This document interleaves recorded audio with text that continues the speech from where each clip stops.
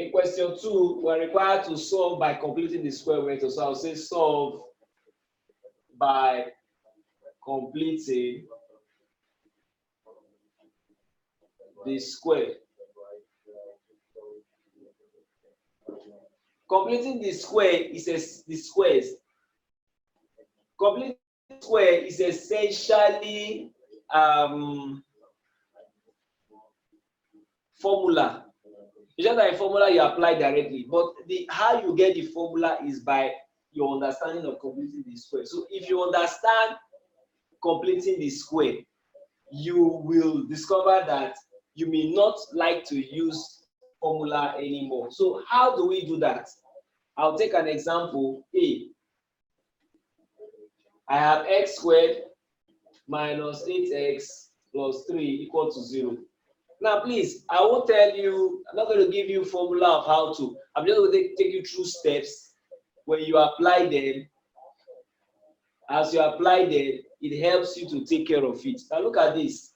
Here, the first thing you need to do is to move this to the right-hand side. The last step is moved to the what? Right-hand side. That's the first thing you do. The next thing you do is to find, look at this, you find half of b all squared and add it to both sides. Now, what is b? Remember that from general quadratic,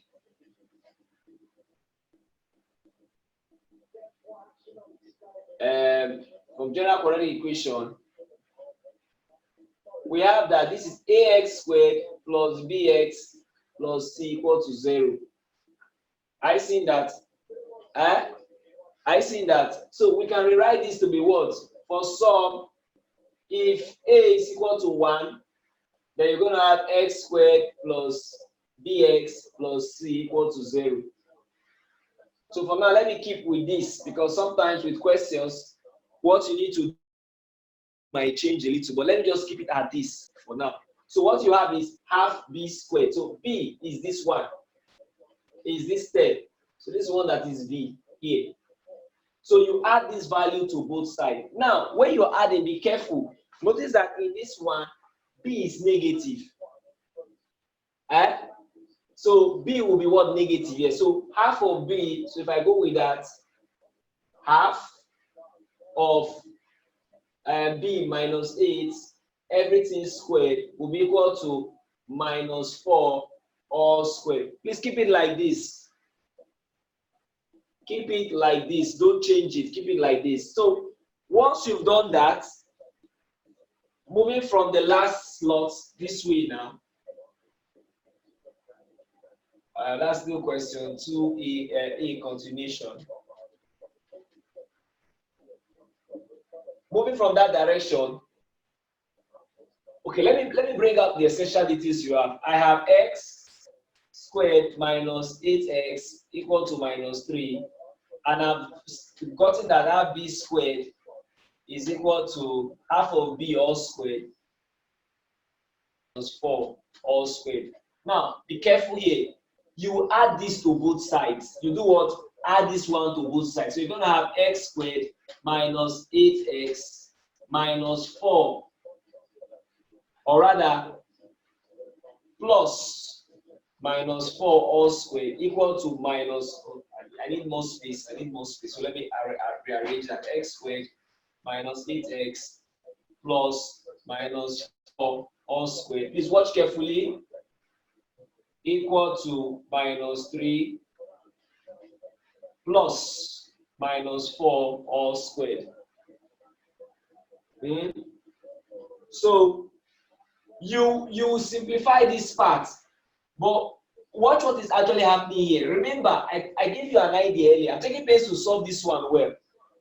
By the time I take 1 or 2 extra, you get it. Remember, I gave an idea earlier that if I have a minus b all squared, same thing as what? A squared minus 2ab plus b squared. I go with that analogy. This is negative. This will now mean that I will have x minus 4 all squared equal to minus 3. I can simplify this one out, plus what? 16. And as such, x minus 4 will be equal to what? Will be equal to what? 11. How? Sorry, 13. 16 minus 3 is equal to what? 13.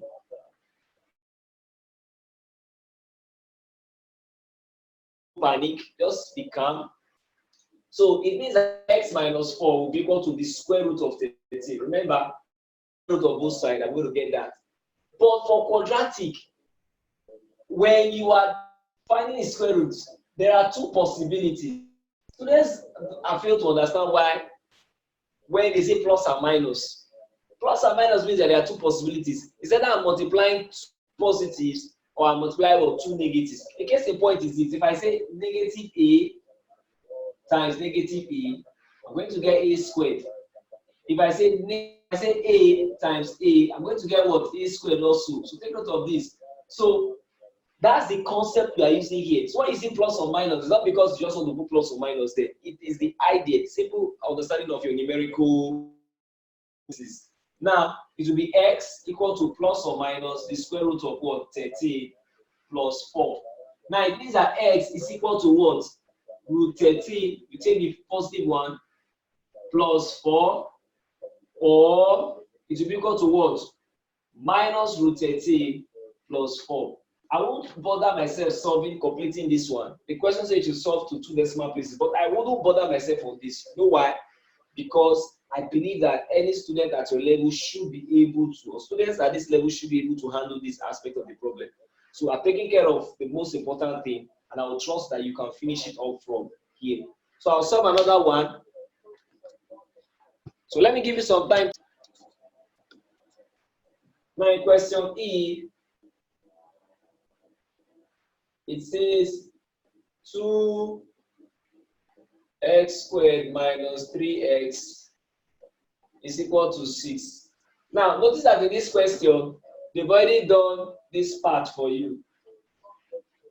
They moved the first term there. Now, the next thing you need to do is to divide through by 2.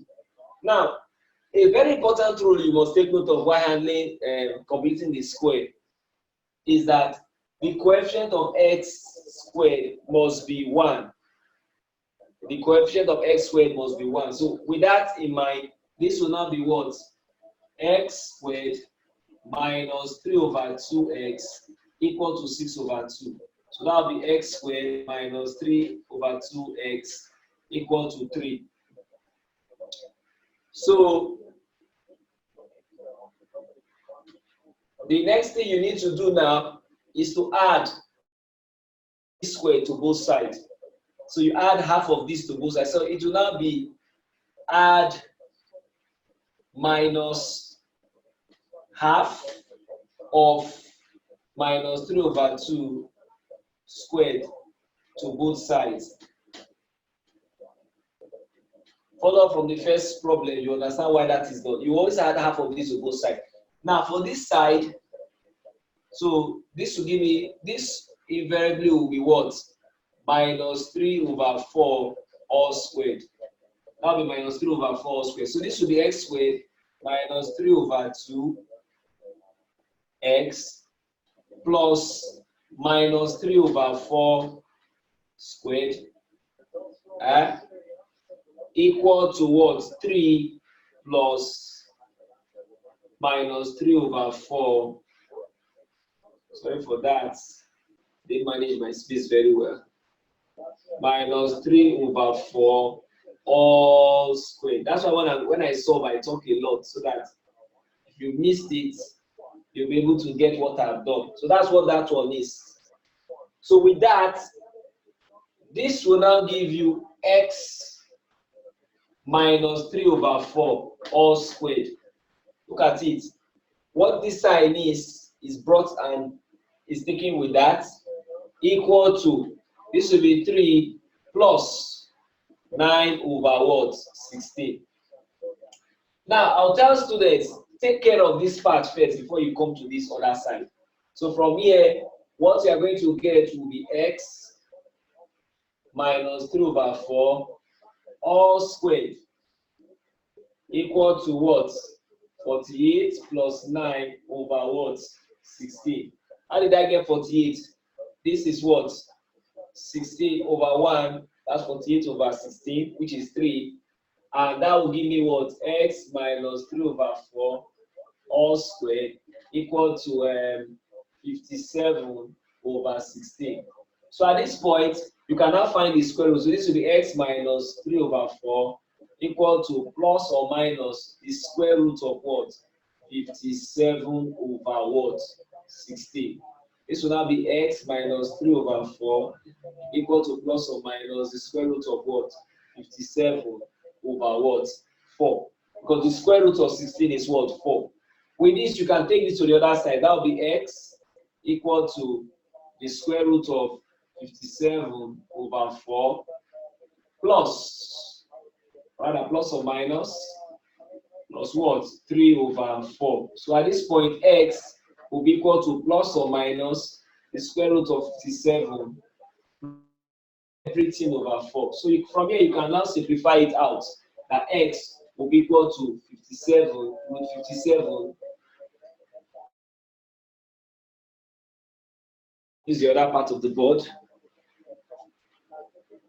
Let's use the other side of the board. So from here, you're going to get that this will be x will be equal to root 57 plus 3 over 4 or minus root 57 plus 3 everything over 4. So when you punch your calculator, you should be able to get what the answer is. And remember that you are told to find them to 2 decimal places. I guess with your calculator, you should be able to simplify and get those answers yourself. Let's look at question G.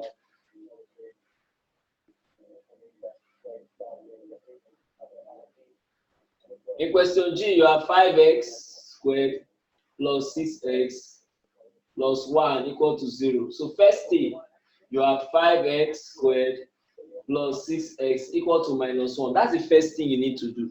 The next thing, divide through by 5. So this will give you 5. This will give you x squared plus 6 over 5x equal to minus 1 over 5. You divided through by 5. The next thing you do is to find what? So you add half of 6 over 5 all squared. Notice that this one, it is plus. So it will be plus that to both sides.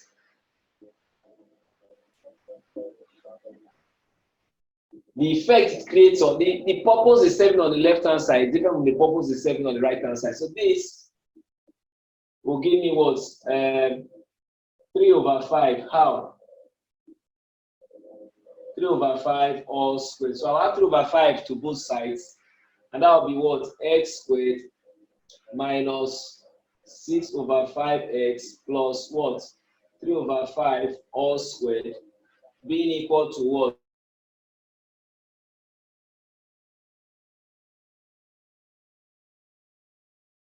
At this point, I'm going to have x plus 3 over 5 all squared being equal to what?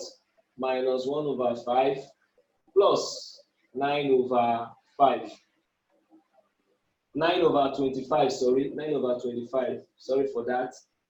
So what does this give me? This will give me x plus 3 over 5 all squared equal to what? 25 LCM. This will give me 5. I'll do minus 5 plus 9. Minus 5 plus 9. Now, please, I always tell my students, the fact that the teacher solved it does not mean it's always correct. So it's important for you to verify what I have done. You have to verify. In fact, your ability to spot out flaws tells me that you understand what we have done. And that will be equal to what? 4 over 25. So with that, I would have that x plus 3 over 5 will be equal to plus or minus the square root of what? 4 over 25. So what does this give me? This will give me x equal to what? 2 over 5 plus or minus 2 over 5 from this minus 3 over 5. So I can take 2 over 5 minus 3 over 5, or I can take minus 2 over 5 minus 3 over 5. So what does that give me? This will give me minus 1 over 5, or this will give me what? Minus 5 over 5, which will be 1. So this will be minus 1 over 5 or minus 1. So that's how that one is being solved. I'll just give you some time to copy and we're done with the class. So this is the much we can take for today. What have we achieved? We have been able to review completing the square method, and we are able to review factorization method. In our next class, we'll look at the equation method of a formula, and then we may now digress to maybe looking at other things like the graph and other sensitivities that you need to take note of as you count down. Now you're counting days to your WAEC exam, and I trust that as you watch these videos again and as you practice, practice, I'm trusting that A will not be far from you. So thank you for this time, and I'll see you in my next class.